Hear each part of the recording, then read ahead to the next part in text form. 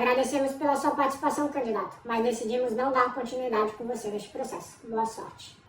E aí, molecada, tranquilidade? Com certeza vocês já receberam ou ainda vão receber um e-mail ou uma mensagem dessas falando que não darão continuidade com você no processo seletivo sem nem ao menos saber o porquê você não foi selecionado ou o porquê outra pessoa foi superior a você naquela vaga que você estava tentando conseguir o emprego.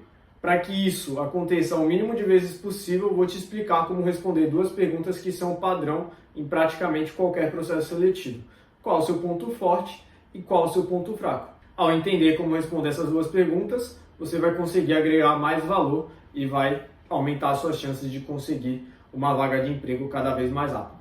É mais um vídeo aqui na playlist Nada Como Um Dia Após Outro Dia, playlist inteira focada em te ajudar a desenvolver o seu progresso pessoal e progresso profissional. Nesse vídeo você vai entender o que o avaliador espera dessa pergunta, o que tem por trás da pergunta dele, a estrutura para responder o seu ponto forte e o seu ponto fraco e no final um macete para você escolher um ponto fraco que seja melhor para ser respondido na vaga que você estiver tentando. Quando o entrevistador pergunta qual é o seu ponto forte ou qual é o seu ponto fraco, na verdade ele não está tão interessado assim no seu ponto forte ou no seu ponto fraco.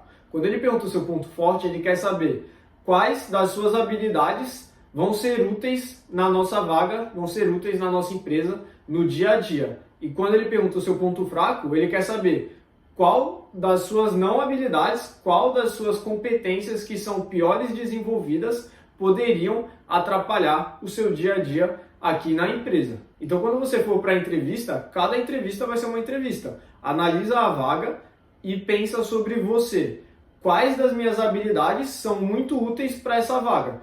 Quais dos meus pontos fracos são muito ruins para essa vaga? Porque no momento que você chegar lá, você tem que alinhar os seus melhores pontos fortes para essa vaga em questão e evitar falar os seus pontos fracos que são muito ruins para a vaga. Se você chegar numa vaga de vendedor, numa vaga de atendente e fala que seu ponto fraco é timidez, é a comunicação, você está dando um ponto fraco que é totalmente contraditório com a vaga. Então, nesse caso, você estaria se prejudicando muito mais do que os demais candidatos que escolhessem um outro ponto fraco que passaria batido. E, obviamente, nunca falar que é perfeccionista, a menos que você tenha um motivo muito forte para citar esse ponto fraco como realmente um ponto fraco seu. Então, vamos lá. Você chegou na entrevista, o avaliador ele vai perguntar: qual que é o seu ponto forte? Essa é uma pergunta que, se não tiver em todas as entrevistas, vai ter em 90% delas ou mais. É uma pergunta que é muito relevante para o entrevistador, para saber se você se conhece e saber se você realmente tem capacidade técnica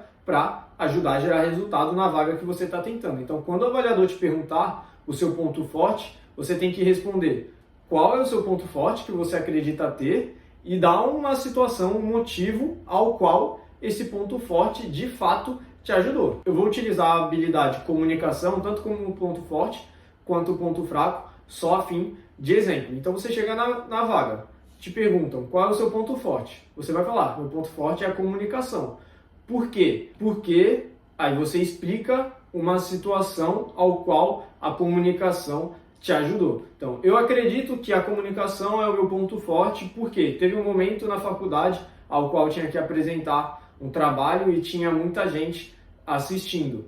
Tinha 50 pessoas, 100 pessoas, explica como era realmente a situação e o que você precisava fazer naquele momento. Como eu venho treinando a comunicação há um bom tempo, eu tive facilidade para controlar a minha ansiedade, tive facilidade para expor as minhas ideias e ao final da minha apresentação a plateia inteira levantou, me aplaudiu de pé e eu tive nota 10 nesse trabalho que eu precisei apresentar. Entende? Então você vem mostrando qual é o seu ponto forte e você explica o porquê você realmente acredita que esse seja o seu ponto forte. Dessa forma, você está dando um exemplo claro para o entrevistador e você ajuda ele a enxergar que realmente esse é um ponto forte. O que as pessoas geralmente fazem é: eu acredito que meu ponto forte seja esse.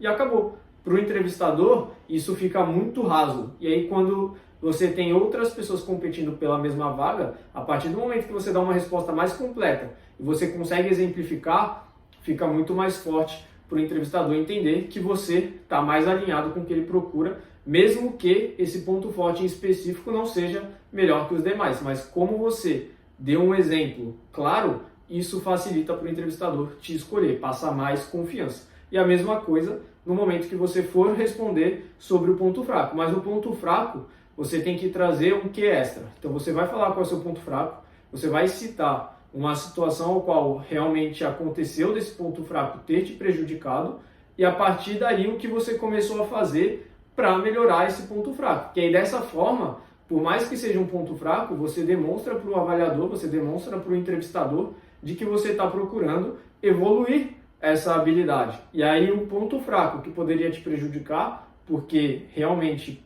é um ponto fraco, você consegue minimizar o efeito desse ponto que você acabou de citar. Voltando no exemplo da comunicação. Eu acredito que meu ponto fraco seja a comunicação. Teve uma vez durante a faculdade ou durante a escola, durante o ensino médio, o que quer que seja, eu fui apresentar um trabalho e na hora de explicar, eu me senti muito nervoso, minha mão começou a suar, o papel que eu estava segurando conseguiam notar que eu estava tremendo e na hora de explicar, eu gaguejava bastante, eu travei de frente para a plateia e nem era um grupo tão grande que estava assistindo, eram só 20 alunos e nessa hora eu não me senti tão confortável com a minha habilidade de comunicação. A partir desse dia, comecei a procurar alguns livros, comecei a procurar alguns cursos e aperfeiçoar e treinar a minha habilidade de conversar e de falar em público. Desde então, eu tive algumas outras oportunidades para falar em público e eu consegui sentir uma melhoria. Ainda não está como eu gostaria, mas eu já consigo me sentir menos nervoso, menos ansioso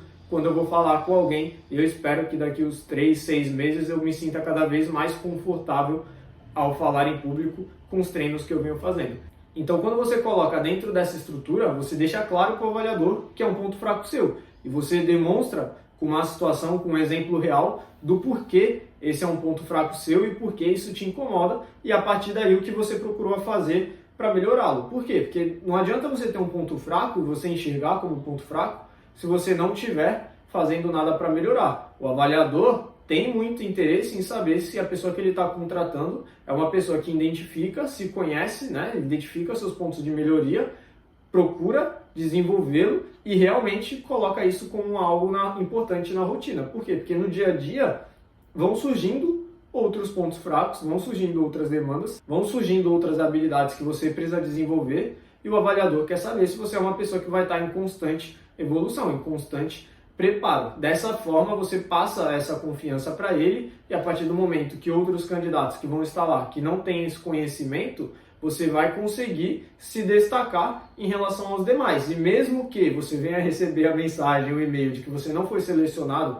para essa vaga, você vai ter o conforto de que não foi você que deixou a desejar na vaga em questão. Simplesmente teve alguém lá naquele momento que estava mais enquadrado dentro do perfil da empresa, ou em relação aos valores, ou as habilidades técnicas necessárias, ou realmente ela conseguia agregar ainda mais valor na hora de explicar sobre ela mesma, né? Porque tem outras perguntas para serem respondidas no processo seletivo, na entrevista, porém, como essas duas são uma das mais importantes, você já vai começar a ter uma noção muito maior de como agregar valor na entrevista quando alguém vier te fazer as perguntas. Agora o macete. Quando você for responder sobre o seu ponto fraco, é muito comum as pessoas responderem sobre algo comportamental. Mas tem que lembrar, não existe só habilidade comportamental, o que o mercado chama de soft skill.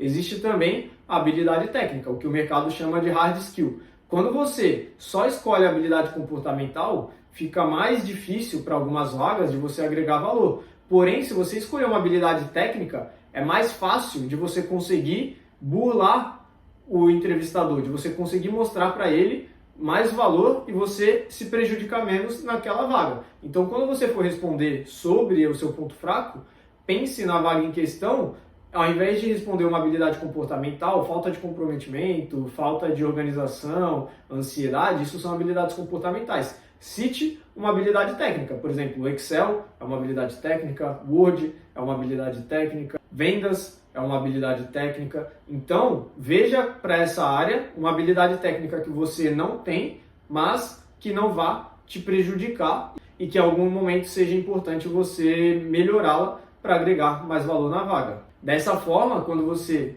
leva desse jeito, você evita que o avaliador pense, para essa vaga era muito importante ter essa habilidade. Porque se você fala falta de comprometimento, fala falta de organização, isso tende a ser mais prejudicial do que uma habilidade técnica. Uma dica extra, às vezes o entrevistador, ele é um entrevistador bem treinado, é um entrevistador que tem conhecimento do que ele está fazendo e vai tentar tirar de você a realidade sobre quem você é. E quando a gente vai preparado para uma entrevista, às vezes a gente só pensa em uma habilidade forte e uma habilidade fraca.